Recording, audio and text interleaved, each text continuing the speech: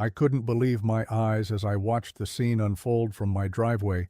Orange flames were shooting from the Jenkins garage just 3 houses down, and the wail of fire engine sirens filled our usually quiet suburban street.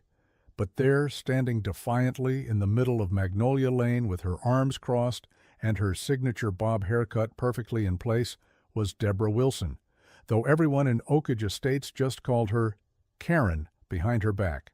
"Excuse me, you cannot enter these premises without proper authorization," she shouted over the blaring sirens, physically blocking the fire truck's path at our neighborhood entrance. "This is private property. Show me a permit right now." The firefighters looked at each other in total disbelief, their expressions a mixture of shock and frustration. As precious seconds ticked by, the fire captain stepped forward, trying to reason with her, while smoke billowed higher into the sky behind them. "Ma'am, we're responding to an emergency call. We need you to step aside immediately," he said with remarkable restraint. "I am the president of the Oakage Estates Homeowners Association," Karen replied, emphasizing each syllable of HOA, like it granted her special authority, "and I don't recall approving any fire trucks on our streets today. This is completely against our neighborhood covenants." I watched as one firefighter radioed for police backup, while others grabbed equipment and began running around Karen's blockade. The look on Karen's face when those handcuffs clicked shut, minutes later, absolutely priceless. Let me back up a bit and explain how things got this bad.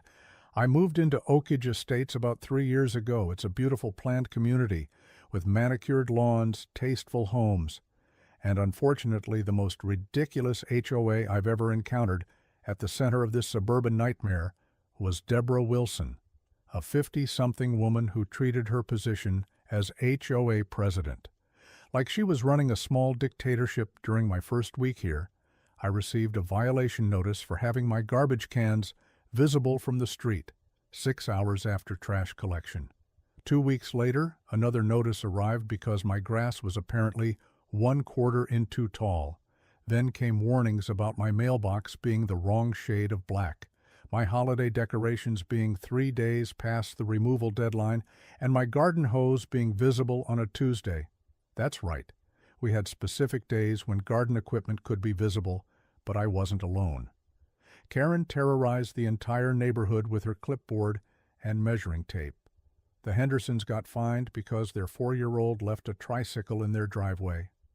Overnight, the elderly Mr. Gonzalez received weekly notices about weeds that existed only in Karen's imagination, and poor Mrs. Campbell was reduced to tears when Karen demanded she remove the memorial rosebush planted after her husband's passing because it wasn't on the approved floral list. We all complained among ourselves. Of course, some brave souls even challenged her at the monthly HOA meetings. But Karen always had the bylaws memorized down to the comma, plus she'd stacked the board with her equally insufferable friends. So we all just tried to stay under her radar while rolling our eyes behind her back. None of us expected her power trip to extend to emergency services. But looking back, I should have seen it coming after the incident with the ambulance that came for old Mrs. Peterson. Karen actually left a notice on their windshield for parking on the street for more than 30 minutes.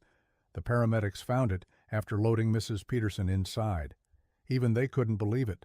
The day of the fire started like any other. Tuesday in May, I was working from home when I smelled smoke. At first I thought someone was having a barbecue against Karen's no grilling on weekdays rule, of course. But then I heard shouting and stepped outside to see flames coming from the Jenkins garage. Their teenage son had been working on a science project that involved batteries, and something had gone terribly wrong. Mr. Jenkins had already called 911, and we could hear sirens approaching within minutes. What should have been a straightforward emergency response turned into absolute chaos when Karen came tearing down the street in her white golf cart, the unofficial vehicle of her HOA patrols. I couldn't believe my eyes as she sped toward the neighborhood entrance gate, walkie-talkie in hand, apparently having been alerted by one of her neighborhood watch cronies. She reached the gate before the fire trucks arrived and used her master key to override the automatic opener, forcing it to stay closed when the first fire engine pulled up. Karen was standing there with her clipboard and a copy of the HOA bylaws I had followed along with several neighbors concerned about the Jenkins family, and frankly curious about what was happening. We watched in horror as Karen held up her hand like a traffic cop. "This is private property," she said to the fire captain with a smug smile. "You need to go through proper channels before bringing unauthorized vehicles into Oakage Estates." "Ma'am, we've received an emergency call about a structure fire," the captain explained, pointing to the visible smoke rising behind her. "We need to respond immediately." Karen shook her head. "Not without proper authorization. I don't see any scheduled fire department visits on today's calendar." "Do you have a permit for entry?" By this point, several neighbors were shouting at Karen to move. Mrs. Jenkins was hysterical, explaining that her son and husband were still trying to contain the blaze with garden hoses. The smoke was getting thicker, and we could now see actual flames from where we stood. "Our protocols exist for a reason."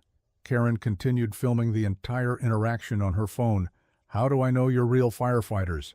This could be anyone in a costume trying to gain access to our exclusive community." The fire captain radioed for police support while ordering his team to find another way in. Some firefighters began grabbing equipment and running toward the side entrance. Nearly a quarter-mile away, others started climbing the decorative stone wall surrounding our neighborhood.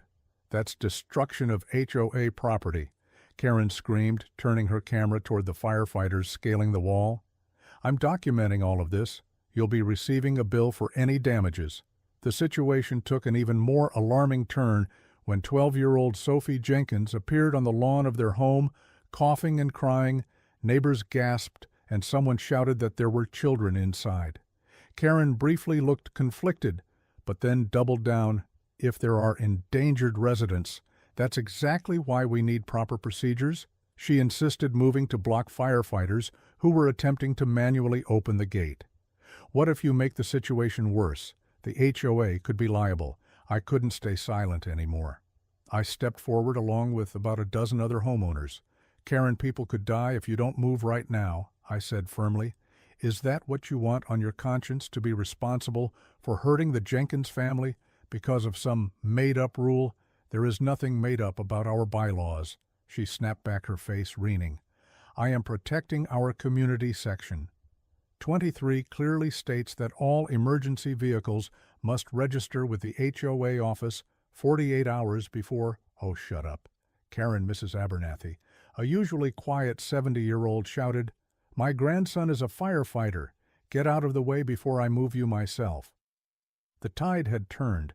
Neighbors were recording everything on their phones, and the community that had tolerated Karen's petty tyranny for years was finally pushing back. Someone managed to override the gate controls, and the fire trucks began to move forward. Karen, seeing her authority slipping away, positioned her golf cart directly in front of the lead engine. "I will not be disrespected in my own community," she screeched, her perfect bob now disheveled. "As HOA president, I demand you all disperse and let me handle this situation according to protocols." Thankfully, police cruisers arrived at that moment. 2 officers approached quickly, taking in the bizarre standoff. "Ma'am, you need to move your vehicle immediately." One officer said firmly, "You're obstructing emergency personnel." Karen turned her indignation toward the police. "Do you have authorization to enter this community? I need to see documentation right now. This is private property." And as the HOA president, final warning, the officer cut her off. "Move your vehicle and step aside, or you will be arrested for obstruction instead of complying." Karen reached for the paperwork in the fire captain's hand. "Let me see the so-called emergency call. I bet this is just a drill they didn't bother to clear with my office first." That was the last straw. As she lunged for the papers, she bumped into one of the officers, who immediately took her by the arm. Karen yanked away, screeching about her rights and threatening lawsuits against everyone present. "Deborah Wilson, you're under arrest for obstructing emergency services and disorderly conduct," the officer said swiftly, applying handcuffs while his partner moved her golf cart out of the way. "Do you know who I am? I'll have your badge for this." Karen shrieked as they led her toward the police car. "This is assault. I was just enforcing our community standards." With Karen finally removed from the scene, the firefighters quickly proceeded to the Jenkins home, thanks to their swift action. Once they got through, they managed to contain the fire mostly to the garage. The Jenkins family was safe, though shaken, and the property damage was significant, but not catastrophic. The aftermath was swift and decisive. An emergency HOA meeting was called the very next evening with record attendance. Karen, who had been released on bail, tried to call the meeting to order as if nothing had happened. The room erupted in angry shouts. For the first time in Oak Ridge Estates history, a motion to remove an HOA board member received a unanimous vote. Even Karen's former allies abandoned her to make matters worse for Karen. The district attorney decided to make an example of her case. 3 weeks later, she was sentenced to 30 days in jail, a $5,000 fine, and 200 hours of community service for obstructing emergency personnel. She was also hit with a restraining order, preventing her from serving on any HOA board for 5 years. The look on Karen's face when the judge announced the sentence was one I'll never forget. Complete shock that her actions actually had real-world consequences as they led her away. She was still insisting that she was just doing her job and that someone needed to maintain standards in the community.